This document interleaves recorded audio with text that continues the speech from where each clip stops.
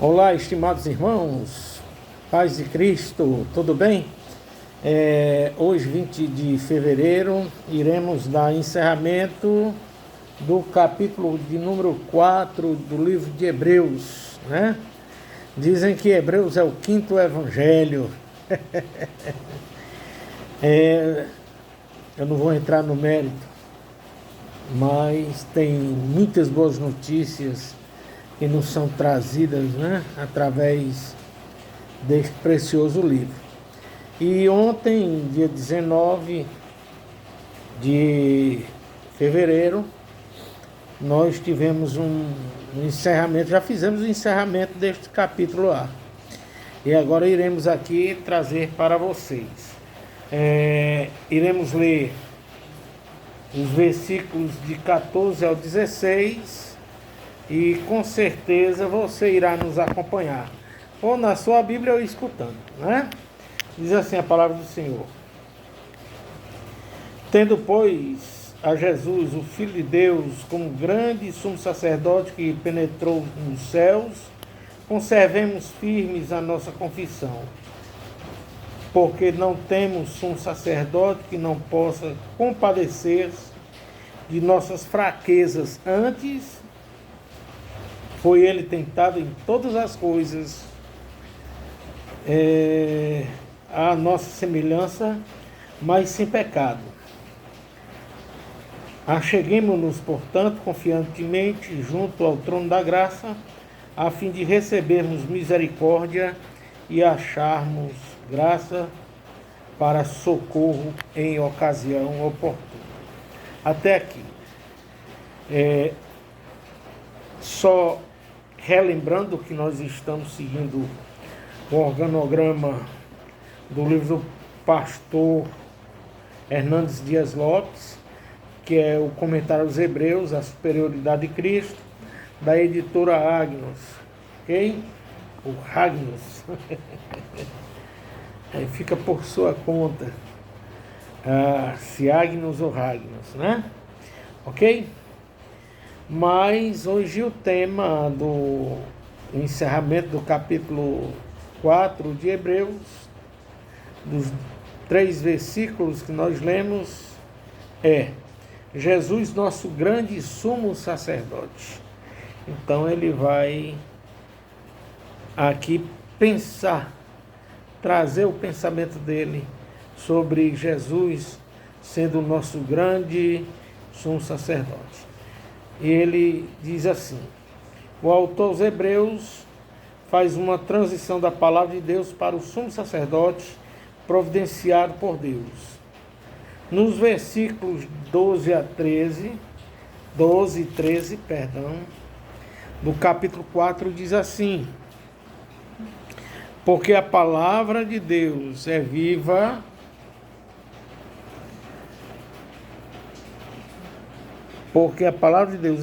e eficaz e mais cortante do que qualquer espada de 2 gumes, e penetra até ao ponto de dividir a alma e espírito, juntas e medulas, e é apta para discernir os pensamentos e propósitos do coração.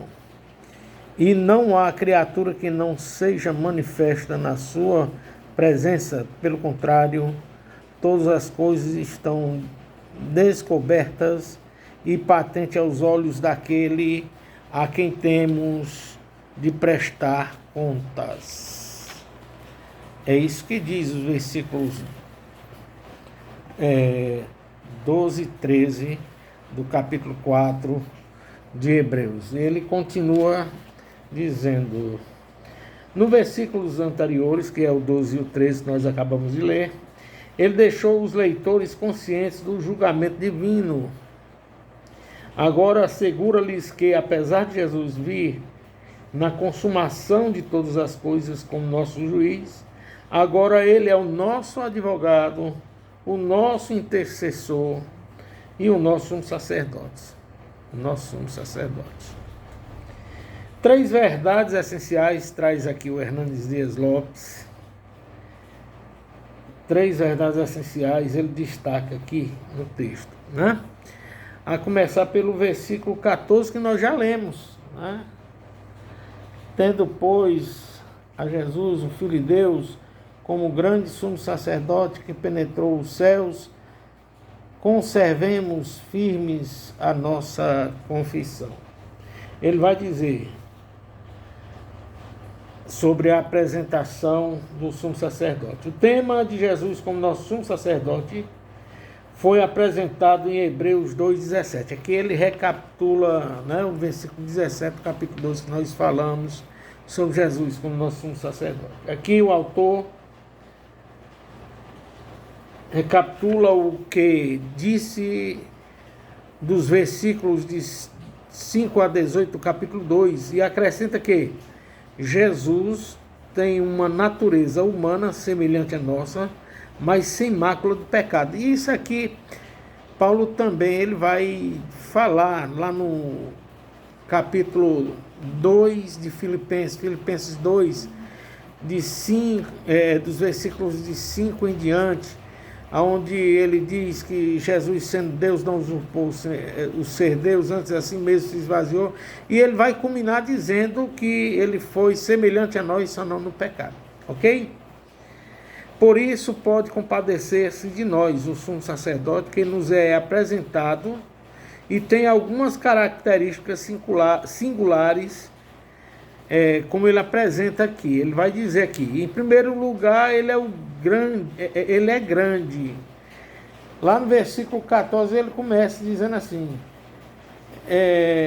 tendo, pois, Jesus, o Filho de Deus, como grande sumo sacerdote, né? Ele é grande. Aqui está um claro contraste entre o sacerdócio de Cristo e o sacerdócio de Arão, com certeza. O de Cristo, o sacerdócio dele, ele foi perfeito. Nós iremos ver nos estudos de Hebreus, né, na continuação, Jesus, ele é a oferta, ele é aquele que se oferece, ele é a oferta. Ele é o sacerdote que faz o abatimento da oferta, né? No caso do cordeiro, ele é o cordeiro. E ele é o próprio Deus que recebe, né? Então, são três coisas interessantes aqui em Jesus. Então, o sacerdócio de Arão, diferente, todos os anos ele precisava entrar no templo, né? Ele precisava entrar nos santos dos santos para oferecer o sangue da oferta uma vez por ano, né? Em que o povo de Deus confessava ao Senhor seus pecados e era feita a oferta. Então, Jesus não, o sacrifício dele foi o sacrifício perfeito, que aconteceu uma única vez, né? Uma única vez, e que está sobre todas as outras que foram feitas por Arão, né? Sobre todos os outros, perdão, né? Em que Arão ofertou. Então Jesus é maior que os profetas, que os anjos, que Moisés, que Josué, né? E também que Arão. Jesus é o grande porque ele realizou a sua obra redentora na terra e agora exerce o seu ministério sacerdotal nos céus. E Unger vai dizer assim que Jesus é grande por causa da sua obra consumada, uma vez que penetrou os céus, é grande ainda porque é o Filho de Deus, qualificado para representar o homem diante do trono de Deus, sendo compassivo com sua fraqueza. E finalmente é grande porque transformou o trono de Deus de justo julgamento contra os pecadores em trono da graça para os crentes. Eu quero aqui comentar um pouquinho, né, sobre essa qualificação de Jesus, né? Ele é aquele que faz a sua oferta em nome da misericórdia, né? O homem não podia, oferecer-se. Quando eu falo homem, não Cristo, né? A herança, a raça adâmica, não podia, porque estava sobre ele, sobre toda a raça, sobre nós, né? A culpa do pecado. E Deus precisava então de uma oferta sem mácula, sem mancha, sem ruga do pecado. E Jesus se encarna, né? O Cristo se encarna, né? Tornando-se homem. A Bíblia vai dizer que ele tornou-se homem, semelhante a nós, apenas com uma diferença. E essa diferença faz toda a diferença. Porque Jesus, enquanto homem, ele não herdou a culpa do pecado. Aí você pergunta, mas pastor Ronaldo, como é que pode? Todo ser vivente que nasceu de uma mulher, nasceu com a culpa do pecado. E Jesus não. Ah, queridos, eu quero dizer uma coisa, são mistérios de Deus, né?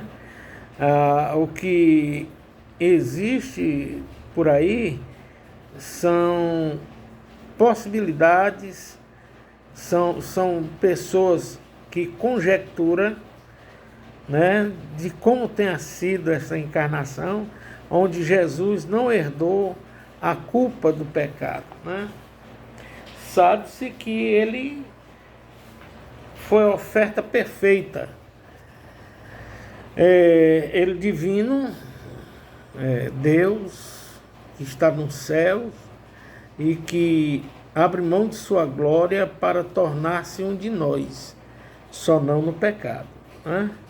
Então, não há como contestar, né, esta verdade bíblica, e só aos olhos da fé daqueles que professam a religião cristã, né?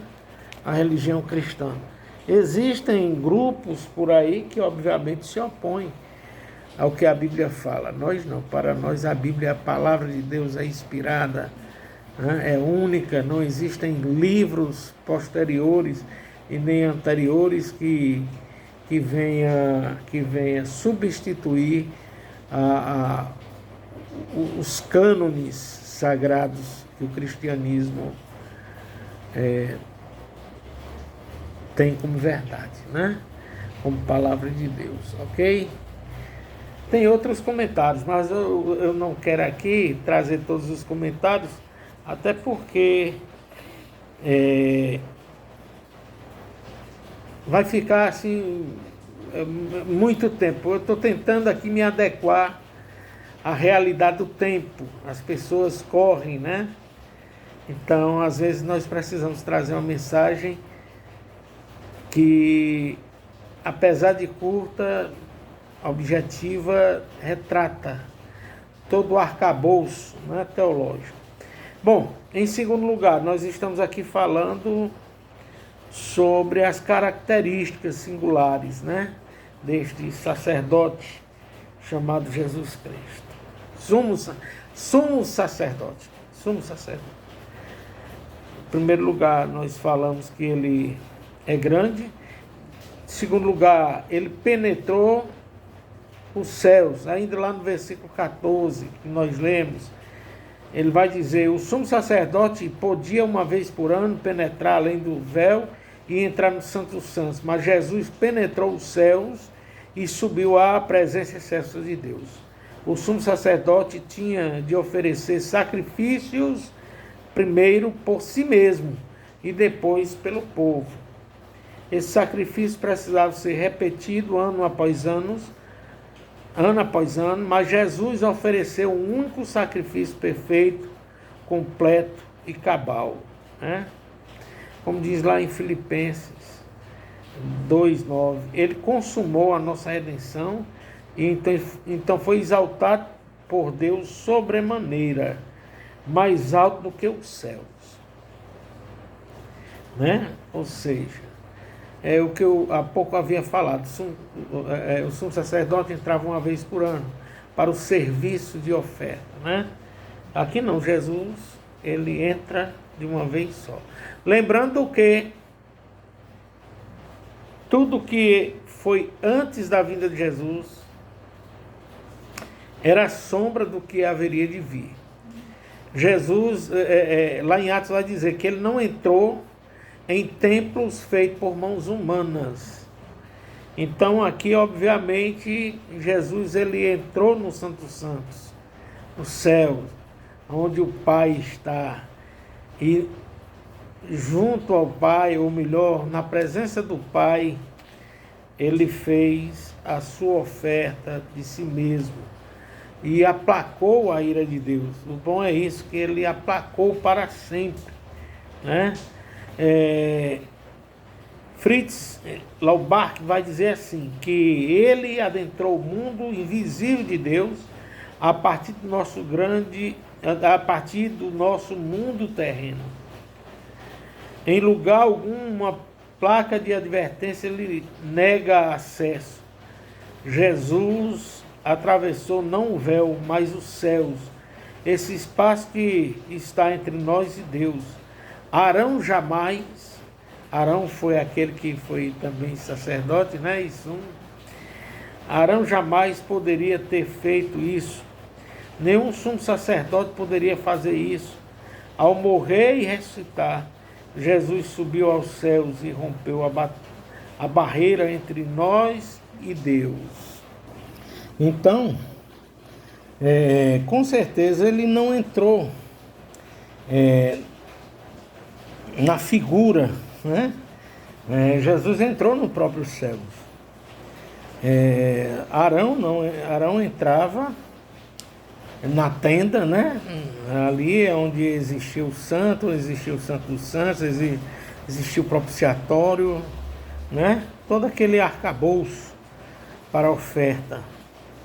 E Jesus não, ele entra e faz a oferta de si mesmo ao Pai de uma forma plena e perfeita e única. Eu não vou entrar no mérito, não porque não tenha compreensão, que eu tenho a compreensão, né? Não vou entrar no mérito da questão de como a religião da maioria faz em relação à questão do sacrifício,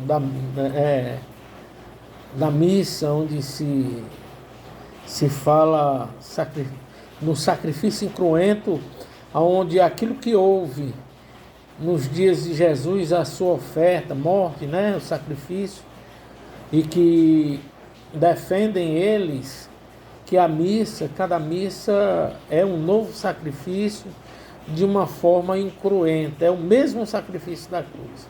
Ora, lá em Hebreus deixa claro, né? Deixa claro que este sacrifício que Jesus fez foi um único e de uma vez por todas, né? Esse de uma vez por todas, aí se referindo àqueles que aconteciam no passado, né? Onde eles entravam para ofertar sangue de animais. E agora Jesus ele entra de uma vez por todas para ofertar o seu próprio sangue, né? E por isso há uma passagem na Bíblia que vai dizer assim, que se as pessoas que cometem falhas, erros, pecados, né, fosse levar em consideração as suas ofertas e que Jesus precisasse morrer todas as vezes pelos pecados destes, então, obviamente, o pecado de Jesus, estou aqui trazendo pensamento, né? meu, enquanto igreja reformada, enquanto reformado, nós cremos. Então, Cristo não podia ofertar-se por diversas vezes e o texto dizer que ele se ofertou uma vez só por todas. E esses todas aqui que ele está se referindo, refere-se às vezes em que ele ainda não havia encarnado e nem tinha acontecido o seu sacrifício na cruz, né? Pelo pecado de todos. Então, queridos, esse todos aqui, todos aqueles que por quem Jesus morreu também, ok? Então, a morte de Jesus foi perfeita e plena. O sacrifício foi perfeito e pleno, porque não foi qualquer sacrifício, foi o sacrifício de uma vítima sem pecado, sem mancha, sem ruga de pecado, ok? E vemos aqui que em todos os tempos é enfatizado isso, né? Que Jesus, mesmo como homem, não herdou o pecado. Em terceiro lugar, ainda se referindo aqui à questão das características singulares, né, deste sacerdote. Em terceiro lugar, ele é tanto homem como Deus. Nós lemos lá no versículo 14, ele é Jesus, o Filho de Deus. Jesus aqui indica a natureza humana dele, né? Enquanto Jesus Cristo, enquanto que o Cristo indica a natureza divina e missionário, cujo ele veio para cumprir a sua missão. Então, ele é Jesus, o Filho de Deus, sendo Deus, fez-se homem, por isso chamamos de Jesus. Mas, ao se fazer homem, ele não deixou de ser Deus, por isso conhecemos como Filho de Deus. Ele é perfeitamente o homem e perfeitamente Deus. Com certeza, né? Perfeitamente homem e perfeitamente Deus. Eu ainda digo mais, né? Antes perfeito Deus e consequentemente perfeito homem. Há uma justa posição, né? Há uma justa posição entre as naturezas divina e humana de Jesus, né? Somente ele pode também, quando você chegar no céu, perguntar a ele e falar, se ele assim desejar e se assim quiser. Mas enquanto não, vamos ficar com esse mistério. É um mistério à luz da fé, ok? Então, nas palavras de Eliot, ele vai dizer que ele é o eterno Filho de Deus e ainda carrega o nome humano de Jesus. Ok? Portanto, por ser homem, Jesus pode nos compreender e nos representar. Por ser Deus, Jesus pode fazer um sacrifício completo e cabal em favor de todos aqueles que o Pai lhe deu. Em quarto lugar, ele é absolutamente confiável, ainda se referindo ao versículo 14. Porque Jesus, o Filho de Deus, é o nosso grande sumo sacerdote, que penetrou os céus. Devemos conservar firmes a nossa confissão. É isso que diz lá no versículo 14 do capítulo 4.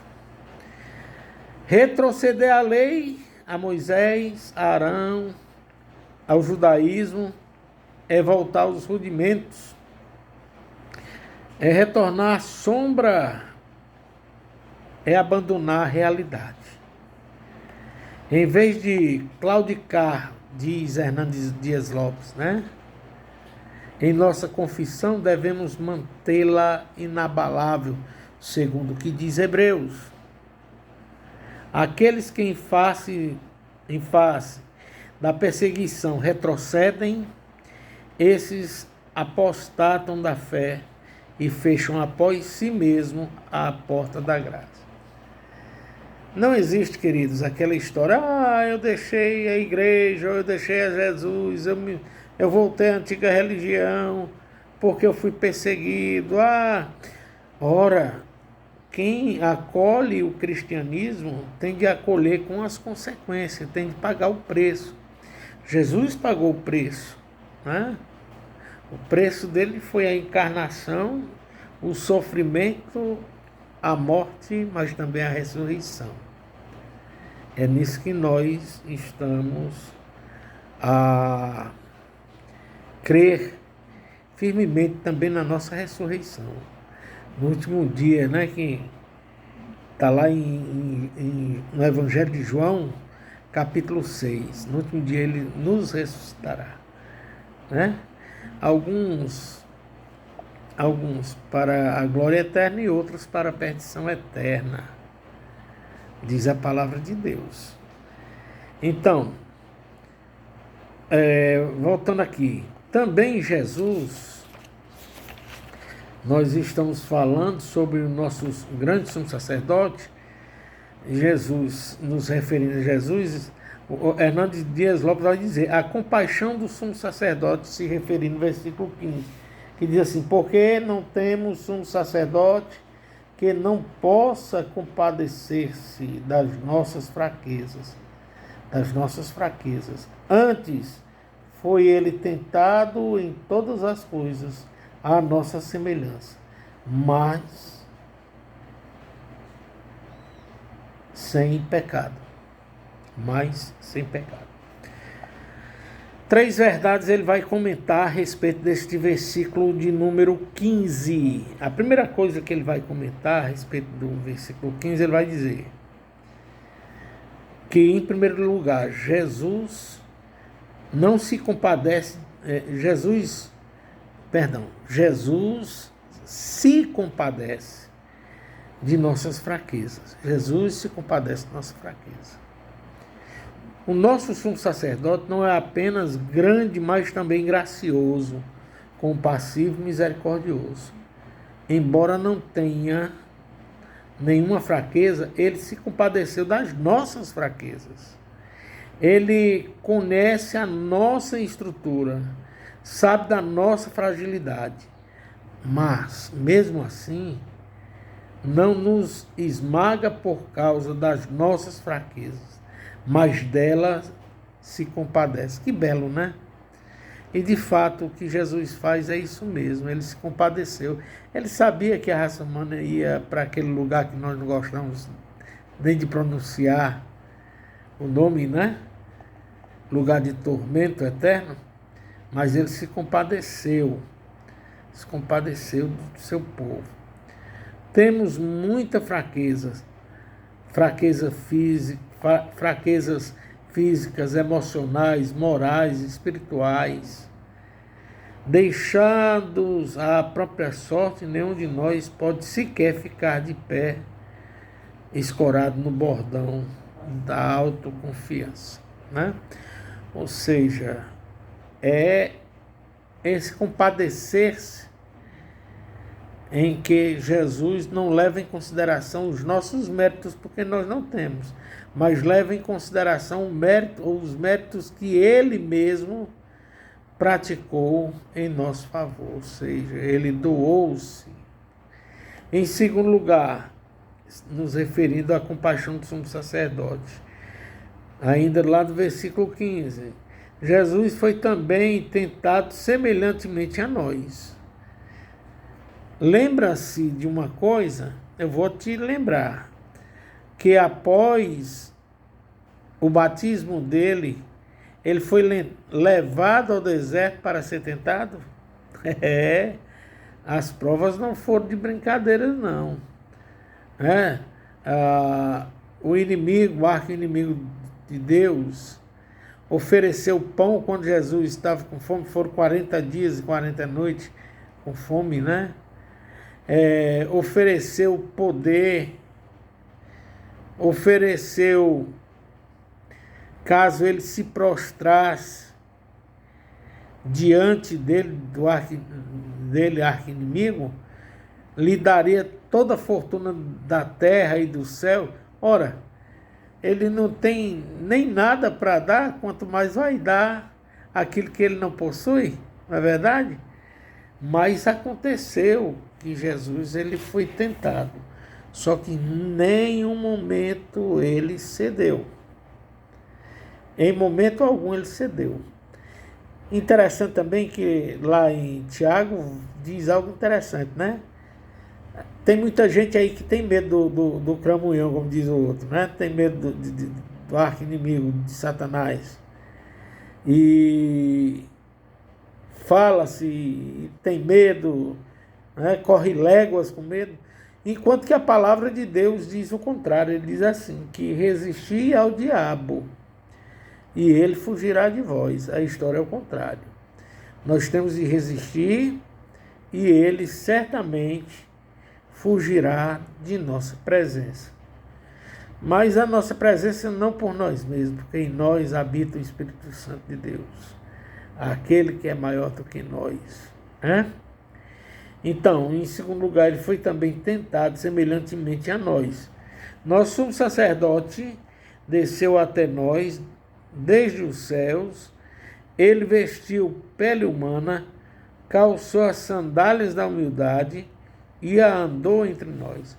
Tornou-se um de nós, semelhante a nós, comeu o nosso pão, bebeu a nossa água, pisou o nosso chão, sentiu as nossas dores.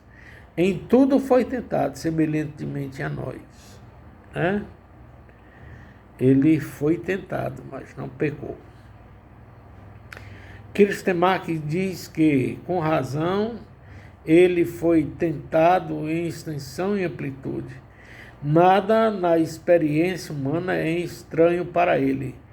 O pecado é a única experiência humana pela qual Cristo não passou. Suas tentações foram como as nossas e em todos os aspectos. Ele sentiu fome, sede, cansaço, fadiga, angústia, foi acusado injustamente, foi esbofeteado e cuspido, foi levado para a cruz como uma ovelha é levada ao matadouro. Mas ele não abriu a boca, nem proferiu impropérios contra seus malfeitores. A outra coisa aqui que eu quero falar é isso, né? Isaías vai dizer que ele foi até o lugar do matadouro, do abatedouro, e foi em silêncio. Enquanto a multidão insultava, cuspia, esbofeteava, né? Fazia toda sorte de coisa ruim para ele, a pessoa dele, ele foi em silêncio. Isso chama-se de resignação, queridos. Às vezes é coisa que nós não temos. A filosofia humana é esta nos dias de hoje ainda, que se bater um tapa, responde com 2 tapas. E não é assim, né? Tem de haver, de fato, resignação, coisa que não houve em momento algum. Cristo, ele não revidou, né? Em terceiro lugar, tratando ainda sobre a compaixão do sumo sacerdote. Jesus triunfou sobre todas as tentações, mesmo sendo exposto a todas as provas e tentações, ele jamais sucumbiu ao pecado, jamais cedeu às propostas sedutoras do tentador. Nunca deu guarita às vozes melífluas e insinuantes do diabo. Jamais se curvou ao poder sedutor do pecado. O apóstolo João chama os 3 tipos básicos de tentação de concupiscências dos olhos, concupiscência da carne, concupiscência e soberba da vida. 1 João, capítulo 2, versículos de 15 ao 17, você vê estas 3 nomenclaturas em relação a estas concupiscências, ok? Adão e Eva sucumbiram diante dessas tentações no jardim do Éden. Capítulo 3, de 1 a 6, fala esta verdade.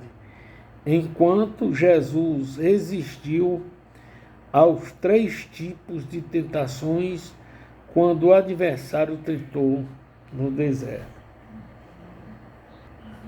Vamos ver agora a exortação à igreja em virtude de termos Jesus como sumo sacerdote. Encerrando aqui, né? E iremos encerrar nesse ponto. Essa mesma exortação é repetida em Hebreus 10, 23 e 24. Destacamos alguns aspectos dessa exortação. Em primeiro lugar, devemos nos aproximar de Deus com confiança. Está lá no verso 16. A palavra grega parrésia não é parésia e nem parúzia, é parrésia mesmo, ok? Traduzida aqui por confiantemente, significa com ousadia, liberdade de expressão e ausência de medo. Nenhum temor deve ser encontrado em nós, diz Hernandes Dias Lopes. O rosto do Pai nos é favorável. O tribunal de Deus não pesa mais nenhuma condenação sobre nós, que estamos em Cristo. Fomos aceitos no amado. O véu foi rasgado. Agora temos livre acesso ao trono da graça. Eu quero lembrá-los aqui que o que o Hernandes fala é algo bem prático e para os dias de hoje, né? Para percebermos, notarmos e termos convicção. É que nós que estamos em Cristo não devemos ter temor a Deus, ok? Temor aqui de medo, nós não devemos. O temor que nós devemos ter de Deus é o respeito, a reverência, que não é este mesmo temor, né? Vejamos aqui que nós estamos tentando aqui falar em 2 definições: temor de medo e temor de reverência. O temor de medo é algo ruim, é quando você se sente assim de uma forma diferente, na presença de uma forma negativa, ok? Enquanto o temor que nós devemos ter a Deus, ou de Deus, é no sentido de reverência, respeito, aquele que sabe que está na presença do soberano, né? Que deve haver respeito pleno, né? Não é você fazer chacotas, brincadeiras, tirar a gracinha, não. É temor no sentido de dizer, ele é o soberano, Senhor, né? E aqui, para entendermos melhor, ainda faço a seguinte comparação, ilustração, né? Será que diante de um rei, por mais amigo que você fosse, você iria tirar brincadeira com ele? Você iria chamá-lo de qualquer maneira, de qualquer forma? Lógico que não. Agora imagina diante do Criador, daquele que nos destinou em nosso caminho, né? De forma alguma. As pessoas que têm medo de Deus são pessoas que não conhecem a Deus. E a Bíblia também diz que ele, além de ser boníssimo, né? Além disso, ele também é misericordioso, ok? Vamos lá, vamos continuando aqui, né? E ele descreve aqui as palavras em que Calvino fala a respeito desta confiança. Ele vai dizer: a base de tal confiança consiste em que o trono de Deus não é caracterizado por uma majestade visível e a assustar-nos, mas se acha adornada com um novo nome, a saber, graça. Se volvermos nossa mente só para a glória de Deus, o efeito que ela produzirá em nós não será outro senão nos encher de desespero. Tal é a sublimidade de seu trono. Portanto, com o fim de auxiliar-nos em nossa carência de confiança e com o fim de livrar nossa mente de todos os temores, o autor nos reveste com a graça e lhe dá um nome que nos enche de coragem por sua doçura. É como se disséssemos: vinde que Deus fixou em seu trono, como que, por assim dizer, uma bandeira de graça e de amor paternal para conosco. Não há razão para sua majestade afugentar-nos de sua aproximação. Ok? Em segundo lugar, tratando ainda sobre essa exortação para a igreja em virtude de ter Jesus como sumo sacerdote. Em segundo lugar, temos livre acesso ao trono da graça. Está no verso 16 do capítulo 4 de Hebreus que nós lemos. Jesus é o Filho de Deus, portanto seu trono é o trono de glória, mas ele é também um filho do homem e seu trono é trono de graça. Logo, o trono de Deus está repleto de graça aos que reconhecem sua fraqueza e buscam refúgio em Jesus. Ok? Em terceiro lugar, recebemos graça e misericórdia da parte do trono, ainda no verso 16, se referindo ao 16. Graças é o que Deus nos dá e não merecemos. Misericórdia é o que Deus não nos dá e merecemos. Nada merecemos da parte de Deus e Ele nos dá em seu favor. Isso é graça. Merecemos o juízo de Deus. Presta atenção, viu? Merecemos o juízo de Deus. E Ele nos aplica a nós a sua misericórdia. Isso é misericórdia. O sumo sacerdote foi misericordioso. Convida o pecador fraco e sujeito às tentações a ir ao trono da graça. O pecador que vai ao trono da graça, arrependido e com fé, encontra a graça perdoadora de Jesus.